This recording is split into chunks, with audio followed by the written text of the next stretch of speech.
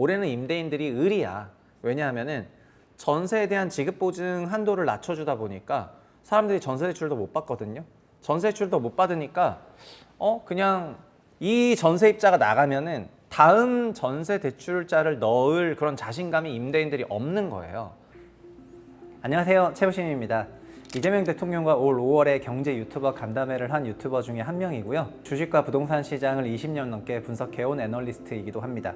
이번에 달러 자산 1억으로 평생 월급 완성하라라는 내용의 책을 냈습니다. 피크아웃 코리아를 이어서 한국이 계좌 이민의 시대인데 결국 어떻게 투자해야 되는지를 설명하는 내용의 책입니다. 그리고 복잡하게 할 것 없이 지수를 중심으로 장기 복리 투자를 한 것의 위력이 얼마나 대단한지 이 책을 통해서 아실 수가 있을 것 같습니다.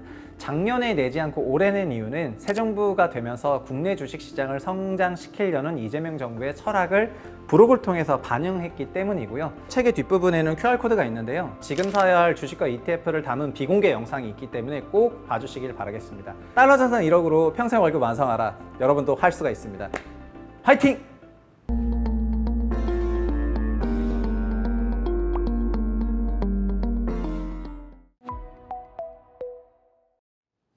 안녕하세요, 최부심입니다.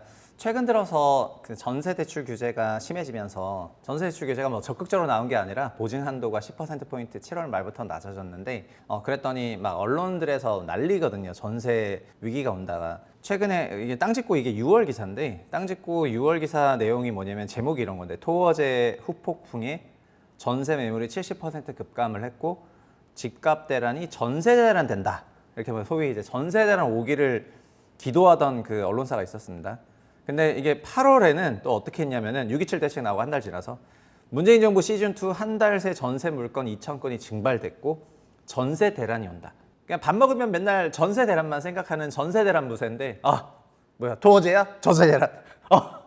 6.27 대책이야? 전세 대란. 약간 이 전세 대란 앵무새 같은 그런 존재인데 전세 대란 계속 온다고 해가지고 요즘에는 하도 온다고 쓰니까 금융부처에서도 회의를 했죠, 얼마 전에. 진짜 전세 오른 거 맞냐 하면서 회의했습니다. 저희 팬딩에서 부동산 커뮤니티를 하고 있는데 부동산 커뮤니티에서도 이거를 계속 얘기를 하고 계시더라고요. 전세 대란 온다는 식으로.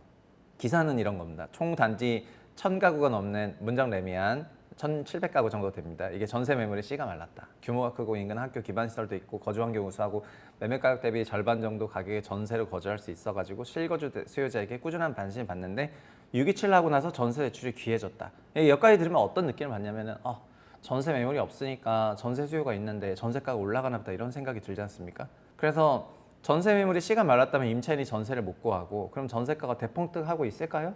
이게 호갱노노를 한번 봐볼게요. 6.27 대책 나오기 전에 6월 달에 문정 레미안에서 전세 4건 거래가 됐는데 지금 보시면은 7억 7천에 거래가 됐고요. 7월에도 4건 거래가 됐는데 6.27 나오고 나서죠. 6억 9천, 그러니까 7억으로 오히려 전세 가격이 10% 하락을 해가지고 거래가 되고 있습니다. 그러니까 전세 가격이 오히려 그 전세가 귀해졌음에도 불구하고 전세 가격이 하락을 했죠. 그리고 이제 서초동에 있는 리더스원 같은 거를 봐도요.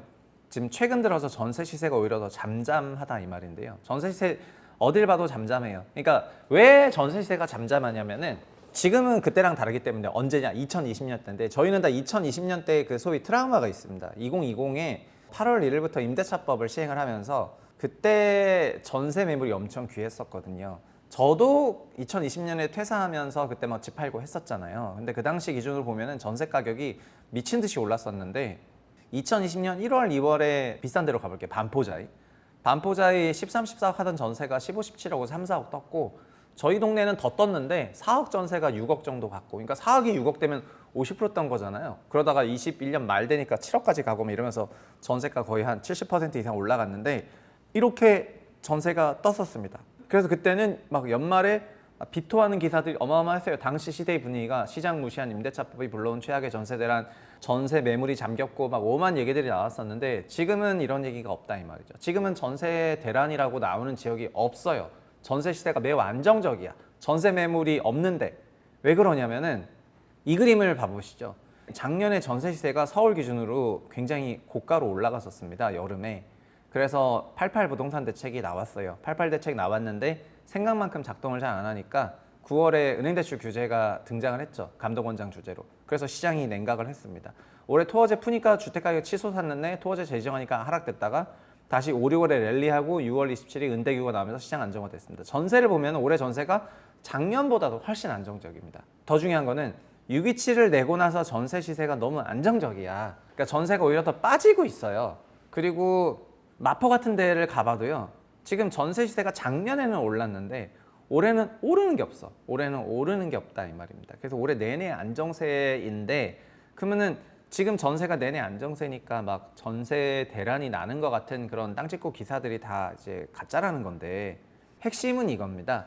5년 전인 2020년에는 전세에 대한 선호도가 극단적으로 높은 상태에서 전세가 어쨌든 금리가 싸니까 전세 선호도가 높았잖아요. 그런 높은 상태에서 임대차법을 시행한다고 하니까 임차인들이 8월 시행 전부터 미리미리 그냥 만기가 안 됐는데도 신규 계약을 체결하거나 갱신하는 경우가 많았었습니다. 그래서 6월, 8월 정도 되기, 7, 8월 정도 되기 시작을 하니까 임차 매물이 없어져 버리고 근데 임대차 수요는 있으니까 말 그대로 임차료가 대폭등하는 그런 기간이 있었고요. 이게 전세 대란으로 이어졌습니다. 올해는 뭐냐면은 올해는 임대인들이 의리야. 왜냐하면은 전세에 대한 지급 보증 한도를 낮춰주다 보니까 사람들이 전세 대출도 못 받거든요. 전세 대출도 못 받으니까 그냥 이 전세입자가 나가면은 다음 전세 대출자를 넣을 그런 자신감이 임대인들이 없는 거예요. 이 사람 나가면은 다음 임차인은 준월세, 준전세 아니면 그냥 순월세를 요구할 가능성이 좀 더 높다고 생각을 하는 거니까 지금 있는 그 전세 임차인이 골룸, 반지의 제왕 골룸 아시죠? 그냥 마이 프레셔스야. 이 사람 마이 프레셔스. 이 사람이 나가면 절대 안 돼.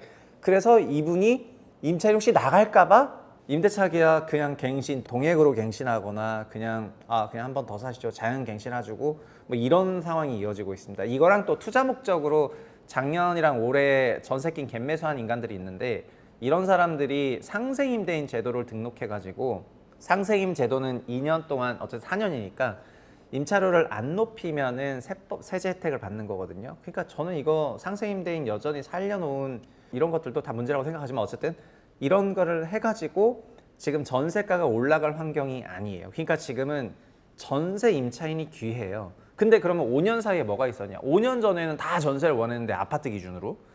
근데 5년이 지난 25년 시점에는 사람들이 왜 전세를 안 원하냐면은 전세를 산다는 거보다 그냥 보증부 월세 살면서 그 돈 가지고 딴 거 하는 게 나을 수도 있겠다 이런 생각을 이제 많이 한다는 겁니다. 그러니까 자발적으로 아파트에서는 그냥 자발적인 월세 선택이 되고 있습니다.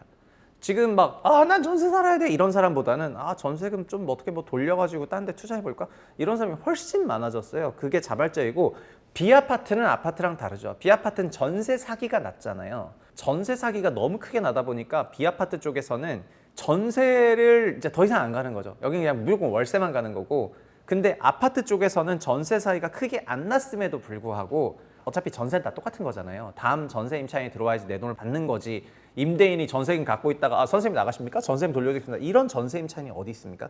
그렇기 때문에 그냥 이런 전세에 대해서는 그러면 나는 그냥 이 돈을 차라리 뭐 딴 데 돌려볼까? 하다못해 뭐 S&P 지수 복리 투자나 할까? 뭐 배당주라도 받을까? 이런 생각하는 사람이 많으니까 자발적으로 이런 상황에서는 전세에 대한 만성적인 수요가 과거처럼 막 피크 치는 게 아니고 이제 내려오고 있기 때문에 결국 전세가 약세인 겁니다. 전세 시세가 약세인 건 딴 게 아니에요. 전세 수요가 약세인 거고요. 전세에 대한 그런 수요는 21년이 정점이었고 22년 전세 사기부터는 달라졌고 지금 같은 그런 시점 돼가지고는 전세금 목돈을 거기다가 그냥 키핑해 두는 것보다 잘 생각해 보시면 목돈 그 돈이 전세금을 키핑해 가지고 내가 예금을 넣어 본들 그거보다 다른 방식으로 수익을 낼 가능성이 높다고 생각하니까 이런 거고요. 자 여기서 은행에서 전세 대출을 만약에 규제해 버린다 그럼 어떻게 되겠습니까? 그러면 전세 선호가 가뜩이나 원래 낮아지고 있었는데 아파트 기준으로 전세 대출 규제해 버리면은 그럼 그냥 뭐 반강제적으로 그냥 월세로 가는 거잖아요. 그러면은 빼박 역전세가 나는 겁니다. 그러니까 지금 땅 짓고 같은 데서 전세 대란이 난다고 막 연부를 외고 있는데 현실은 전세 안정을 넘어가지고 역전세 임박한 상황이죠. 그래서 전세 대출 규제 한번 해보면은 그냥 바로 역전세 날 건데 여기서 이제 금감원장이랑 금융위원장이 바뀌었죠. 금융위원장 2억 원으로 바뀌어가지고 얼마 전에 출퇴근하면서 이제 인터뷰를 했는데 한국 금융이 부동산에 매몰돼 있으니까 예금 위주고 그래서 산업 쪽으로 많이 갈 거고 부동산 금융은 이제 누를 예정입니다. 금융위의 역할이 지금 현재 매우 크죠. 금융시장 안정을 금융위가 하고 있기 때문에 금융시장 안정이라는 거는 대출 레버리지를 또 의미하는 거기도 하거든요. 감독은 원칙으로 대책을 내겠다 이렇게 얘기를 했고요. 그래서 이제 앞으로 지켜봐야 되겠지만 전세 대란이 아니라 역전세가 온다 이겁니다. 역전세가 온다. 결국 역전세가 온다는 거는 저희 이미 또 경험했죠. 역전세 22년 하반기부터 23년 상반기까지 그냥 역전세 나니까 어떻게 돼요? 그냥 임대인들이 현금 문제를 느껴가지고 집 내다 팔았잖아요. 그리고 매매 가격은 전세가와 항상 동행해요. 둘은 똑같은 겁니다. 근데 전세가 결국 역전세가 난다는 건 매매가 약세가 또 온다는 거잖아요. 그래서 전세대출 규제를 시행하게 되면은 역전세가 오고 매매가 하락이 올 겁니다. 속도의 문제일 뿐이에요. 속도와 시점의 문제일 뿐이라고 생각하고요. 지금 627 대책이라든가 이런저런 걸로 전세 매물이 잠기고 해도 왜 2020년 같이 난리가 안 나냐면은 근본적으로 전세에 대한 시장의 인식이 달라졌기 때문인 거예요. 그래서 저는 정책하는 사람들한테도 그냥 이제 시장 인식이 달라졌다는 거를 똑바로 알라고 말씀을 드리고 싶습니다. 어쨌든 지금은 과거 5년 전이 아니고요. 전세에 대한 그런 엄청난 선호도 옛날보다는 적어졌어요. 어떻게 하면 그냥 그 돈으로 월세 살면서 돈 어떻게 불려볼까 이런 생각을 하는 그런 상황이기 때문에 전세대출 규제 한다고 해가지고 세상에 내가 전세 너무 들어가고 싶었는데 전세대출 규제 이런 거는 이제 거의 없어졌고 그런 생각 오히려 거꾸로 임대인들이 하시고요.